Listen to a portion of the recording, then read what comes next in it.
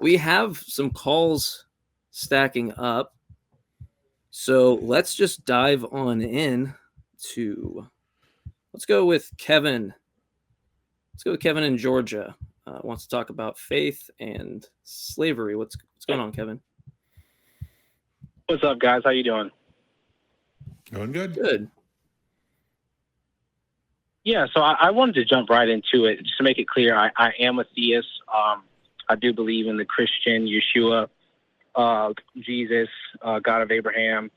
And I want to talk about how there are many different times where I catch this show. And as I'm talking to you guys, I'm also talking to theists too, because it's very frustrating when I hear them try to correct slavery and, you know, the things that God allowed in the Bible, and hell, you can even say allowed today. It's frustrating because there's no excuse for what he ordained. Literally. Like, I don't understand why we're trying to figure out, well, this was the reason, or these people were bad. It is what it is. You know, if we're going to take the Bible as it is, and what was that? Yeah, I was agreeing with you. Right. If we're going to take the Bible as it is, we're going to have to accept the fact that, you know, God has done some, at least by my standard, which doesn't really mean much, but this is just my opinion, some really messed up things. And I think we can all agree on that, you know, if we're being honest here. So I kind of have a, can I ask a question about that real quick? I mean, I don't want to cut you off. So if you'd prefer to go on to get to a point, that's fine. No, please go ahead. So like for me as a non-believer, right, that I have this weird thing in my head where the first thing I want to ask you is, like, in virtue of what do you think that those actions are wrong? Because it sounds like you don't derive a moral standard from that being, right? So like, do you think goodness and evil is separate from God? It's not like his nature, but it's actually something independent of him? Because that to me seems like you wouldn't need God, right? No, not at all. Morals. Not at all. I'm being realistic. What I think God says is law.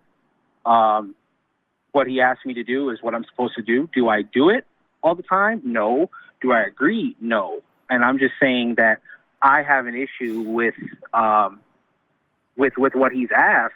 What the reason I brought that up, so you guys can elaborate where I'm trying to go, is I think if you're going to be honest in your belief, you have to accept the fact that you're taking the good with the Bible, with the bad also. And as horrible and as horrendous as I think these things are that he's done, I think there's a lot of good things that he's done too. If I'm to believe in God, I have to believe that he gives me and all of us the life of breath, and my children and everyone else around us, and gives us the ability to be in who we want to be and believe what we want to believe.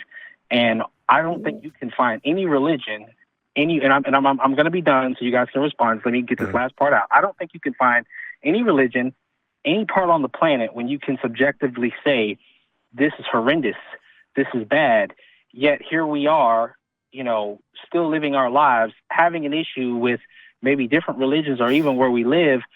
But why is it that we complain more when it comes to God? We have this standard that we don't even live by ourselves, whether it's in our own country, whether it's in our own family. But it's horrible, you know, we can't take his good with the bad, but we do it every day in our own life. I just wanted to get your opinion on that.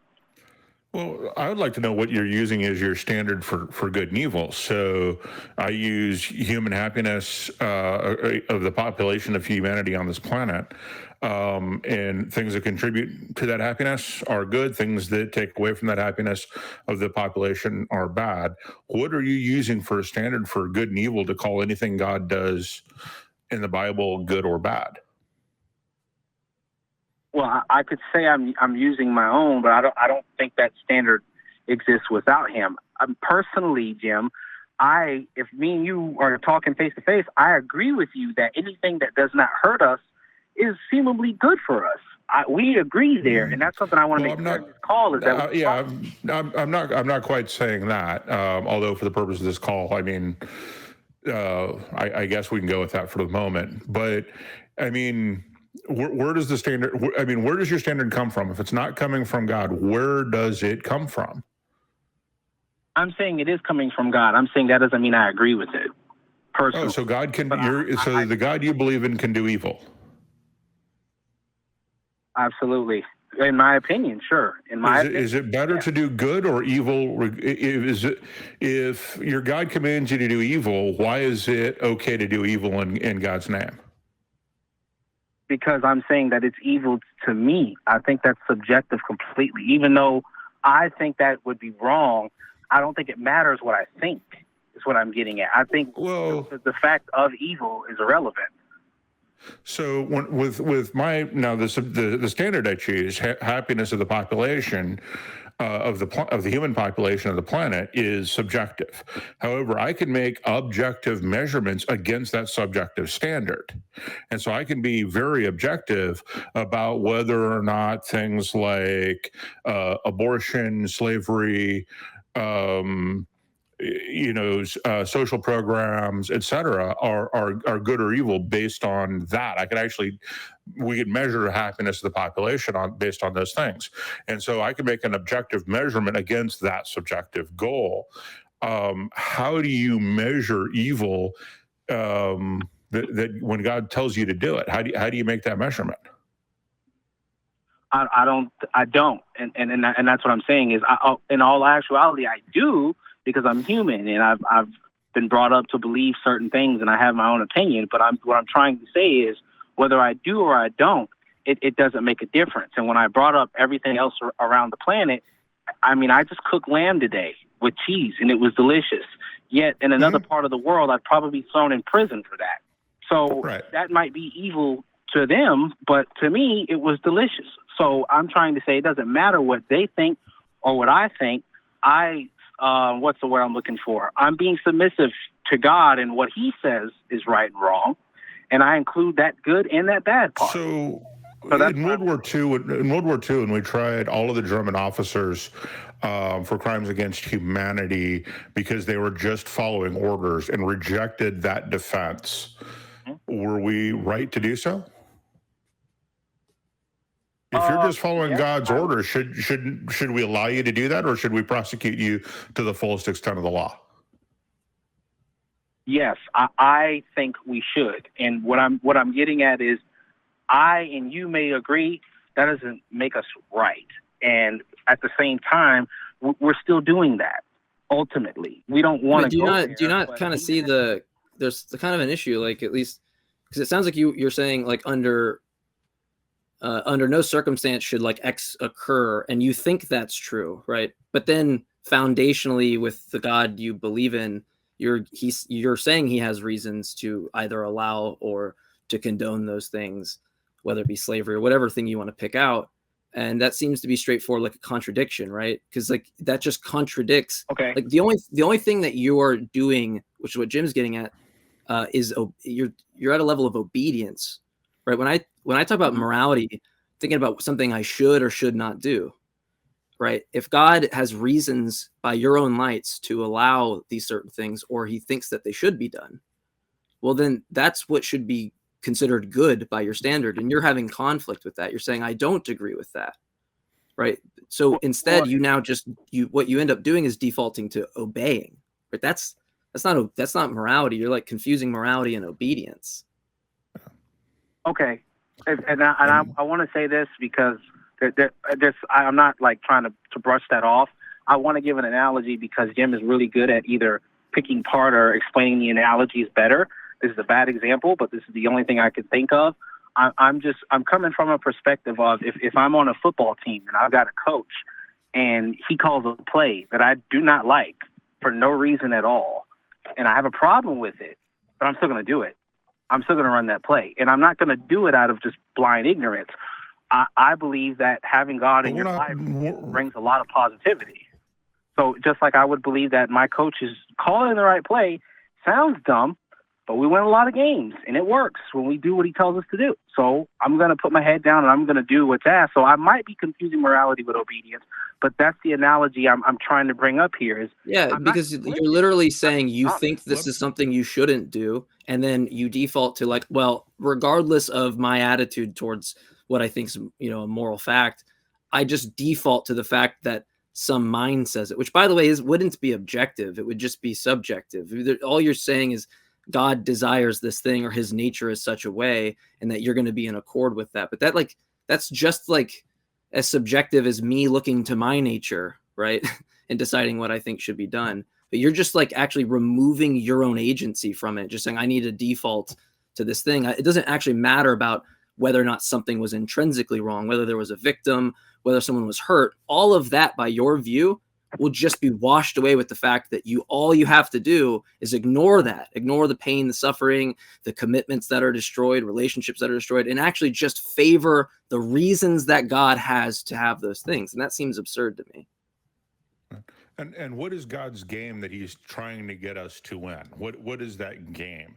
Because I'll go back to the analogy, not the analogy, but the reality of, German officers saying, hey, I was just following my orders. It's not my fault I gassed the Jews, right? That's not my fault. I was just following orders.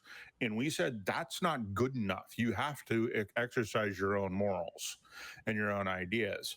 And you say, well, it's to win a game. Well, they were doing that to win a war and to win some ideological battle they thought they were in. I mean, let's take it out of the game. Let's put it in reality. Do you think I was just following orders is a valid excuse for committing crimes against humanity? No, me personally, I do not. And then why would you follow a God who commands you to commit? Why would you follow a God that commands you to commit crimes against humanity and has in the past and seems perfectly capable of doing so in the future? Because two quick answers. One, I'm not the head coach, and two, I feel like there's a lot of positive, but on top of all that negative that you're talking about, there's a lot of positive and there's a lot of winning that comes with following those orders. And I think we're doing that. I don't believe a soldier. Winning what? What was that? Winning what? When you're talking about the game analogy, winning what? Yeah, winning what? Is that what you're asking me? Yes. When we're talking about serving him and being with him in the end, I don't think God wants anything else other than to be served. Because I will admit, it's definitely a narcissistic complex. I think he wants to be served more than anything, and to be with him in the end. And I when I brought up we still do that, I highly doubt the soldiers. See, when I say we still do that, I'm trying to say the soldiers in our very own country. I highly doubt that the people that they go and murder have walked in their front door and killed their family. They're following orders too, Jim. What's the difference? What's the difference? We just agree that they're doing the right thing. We believe that. Because we have said that that shooting other soldiers and military equipment is okay, but shooting at civilians is not. There's a real subtle difference there, but there's a huge, huge difference when you're talking about the rules of war. And there are rules to war. If you're a soldier, you'd know. I was a soldier, and I can't quote them anymore because it was 30 years ago. But there are rules. There are things that we cannot do. We cannot fire 30 millimeter and 20 millimeter guns at people. We can only fire it at equipment because that's considered abuse. So there are rules to that war, and war is the exception. But, my specific example wasn't that. It was gassing innocent Jews for no other reason than the fact that they were of Jewish descent. Right? Which I disagree with, yes. Right. But you apparently want to hang out with people who are okay with that. You want to hang out with people who ordered Jews to go and commit the same types of crimes against the Canaanites and I forget the other two nations that they were told to commit genocide against. The Amalekites. The Amalekites. Thank you. So you want to hang out with those folks? Apparently, I don't. But we don't. But we don't have to even go back. We don't have to even go back that far. I love America, and I want to hang out with the folks that had people in slavery for years and built a country on their back. I still think America's the greatest country on the planet, but that doesn't mean they haven't done some really messed up stuff. And if somebody said, hey, you got to go defend this place, I would defend it. And I'd hang out with those. Yeah, I would. The problem I have is like you can't really even say it's messed up stuff if at the foundation, right at the offset, you're saying God has reasons to allow this. You're just saying that, like, presuming that you think God is a rational being and he makes rational decisions, right? if you're saying he had reasons to allow X, whatever thing that you think is evil, well, then by your lights, all things considered, that thing should occur, right? That thing should, because he has reasons to allow it. So when you want to make this like conflicting statement, like I think it's evil, no, because under your worldview, those things should happen. Right? They're required for the plan, right? I mean, think of Pontius Pilate. You're 100% correct. Yeah, so you're 100% correct. And me, you need to me. Sorry, go ahead. Go ahead. Sorry, go ahead. No, that was my bad. You go ahead. You go ahead. I was just trying to say you're 100% correct. And when Jim says you want to hang out with those people, I'm not trying to like wash my hands of what I'm saying right now. Makes it seem like, you're going to sit in the back car while the people in the front seat go and do the drive-by. You're not going to shoot the gun, but you're going to sit in the back seat of the car and you're going to drive off with them. I just think we already do that. I don't think we have to go to thousands of years ago to point the finger to even bring that up. I think we're already doing that. And I promise you guys, I don't want to take up a bunch of time because I had a question about faith. Unless you want to add to that, I did want to get that question about faith out. So you guys, why is it that your God doesn't seem to have anyone's desires or needs more than a human being would? I don't know the answer to that. I'm not going to try to play word games. Is it more likely that God influenced those stories, or is it more likely those stories are just human stories? I don't know. And I promise you, I'm not trying to get around that. I just feel like the way theists and a lot of believers look at God is not honest and tell the truth. In that, I think there are many great things. Kevin, I'm sorry. I have to interrupt. I'm sorry. I have to interrupt because Jim asked like a really important question. And if you say you don't know, then I don't know, like in virtue of what is it raising the probability that you think it's more likely that is a product of God, right? If you don't know and it's just on a par, right? Nothing's, or they're both trying to race, but no one's even moved off the finish line, let alone, or the starting line, let alone got to the finish line. Then why do you think one of them's winning the race? Right? Why do you accept the view? To make sure I understand his question, he said, is it more likely that these are human stories, or pretty much that God carried that it comes from God? Yeah, he put the thought behind these actions, right? And Mm-hmm. he's asked which one was more likely than the other. Okay, Mm-hmm. Of course I could spend 10 minutes, telling you why I think that is. That reason would really just be my opinion at the end of the day, though. I think the bigger crux of the issue here is that opinions are the reasons why you look what you furnish in your mind, looking to the world, right? What you think is evidence or arguments, all that stuff that furnishes your opinions or your beliefs, right? That's what you're presumably using as justifiers for thinking that it's true. But if Jim asks a question and you don't actually have something that raises the probability for it being on the God hypothesis versus the human-made hypothesis, then how could you be justified in accepting the God hypothesis? Well, I would have to first accept the premise that God is real and that he does exist.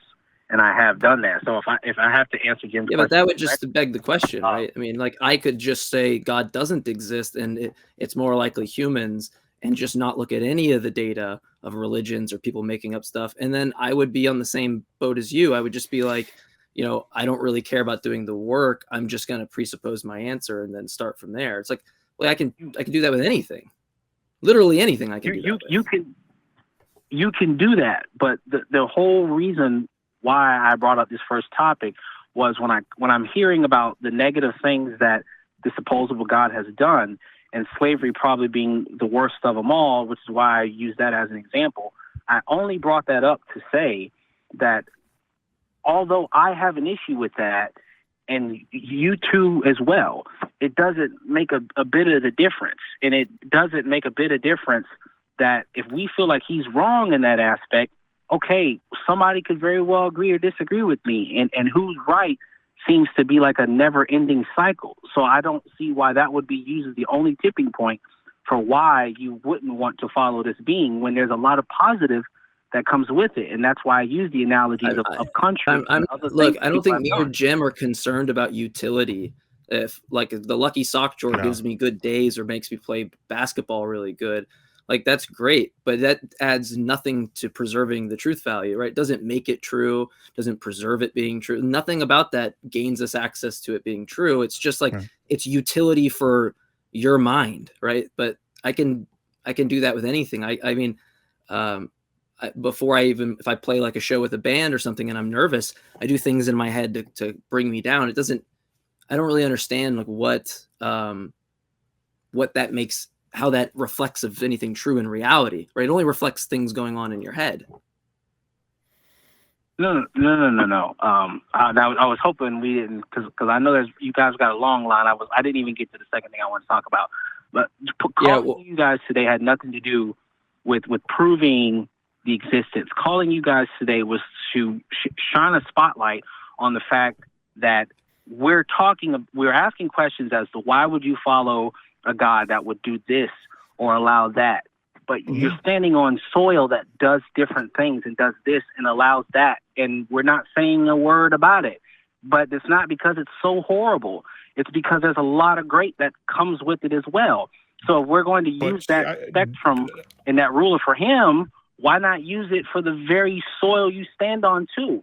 That's where I get lost. That's the only reason I call. Because my subjective goal of happiness for the human race, the entire population, is a better goal than anything your God can come up with. I can base all of that on science. We could also use well-being. I'm perfectly okay with saying well-being. There are things that we can do that we don't need to follow your immoral God and do immoral things in the hope that we can do that good comes out of it, right? And that just doesn't make any sense. You can't, the ends do not justify the means ever. And that's basically what you're saying, is the ends justify the means. And no, they don't. You can do good stuff without believing in God or without following God. You can still do perfectly good stuff and you can make your own choices. I suspect you're more moral than your God. Why would you follow anybody or any being that is less moral than you? Yeah, and it's not like when you want to say it leads to a greater good, then that's a good thing, right? You can't say it's evil. It should occur. All things considered, that should occur. Any action, right? Any action where there's some negative consequence, vaccinations or whatever it might be, where the kids are scared, right? That they won't want to get pricked. Well, we allow pricking of a child, right? Because it leads to not having polio. It leads to a greater good. And so you can just put this in a notion of all things considered. When we consider everything relevant to the situation, it was a good thing. What I'm trying to say is, on your view, you just don't even have evil. It doesn't seem like, because it's just, if you want to say the ends is justified by the means, then those things should occur. I don't really see how you could have evil in your view. They're required for the greater good. I get it. In the same time, I just wanted to kick the whole faith thing to the curb. And if y'all want to respond to this is the last thing that I wanted to say. We still have not addressed ourselves. And when I'm bringing that up, and I hate to be repetitive, but when I say we haven't addressed ourselves, is good or evil in our life right now, whoever's listening all over the world, I can point to any time and current events of things that are going on that myself and people that I may even disagree with would find to be completely unmoral and wrong. But they're not going to jump up and start a revolution. They're going to continue to live their lives while they have all these conflicting issues, because not everything is horrible. There are some things as to why they're not rebelling and why they're not going against. Some people are rebelling, obviously, but majority of us are not. And that's just the example I'm using. I know it might be on a nuclear scale when it comes to God, but there's no difference when it comes to, this is wrong and I don't agree with this, but I'm going to put my head down and I'm not going to say anything, because there's a lot of other positive things that come behind it.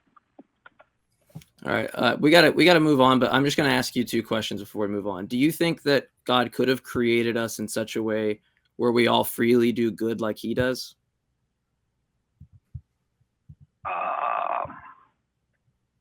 I have no idea. I'm not gonna like lie and make up an answer. I don't know. Let's say it is possible, right? Let's say there's no contradiction and it is possible he could have made that world. But from your view, you're saying he decided to create a different world with injustices, evil, sin, right? And there's a reason he does that, right? The reason is for the greater good, for the plan to come in fruition. It's required. Do you see why like an atheist like myself would go, whoa, okay, all things considered, he could have created a world where we freely did good, possibly. We can't identify a contradiction. Instead, he created this other world with like holocausts and horrible things. And once you break that down, you go, wow, okay, he had prevailing reasons to have such a world with those things because it's foundational. It needs to occur, right? That's why he didn't choose the other world. And so what I want to say is that I don't know how there could even be evil in your view. But the example you just used, I could just turn around and say we have the ability to feed every hungry person in America, but somebody would die of starvation tonight. Why would we allow that? That's a really good question. What's the difference? That's a question for society to answer. But your God has the power to do that all on his own. He doesn't have to convince 260, 300 million people or 3 billion people to do it, right? He could just decide to do it on his own, and he doesn't. Which is why I say you are more moral than your God. And I still have to ask the question, and I was going to end it with this. Why would you follow someone or something less moral than yourself as an example to follow? Doesn't make any sense to me. Anyway, Kevin, thank you for your call. Appreciate it a lot. Call back in about the faith thing. I'm sorry we couldn't get to it. No, I appreciate your time, guys. Thank you. All right. All right. Thank you.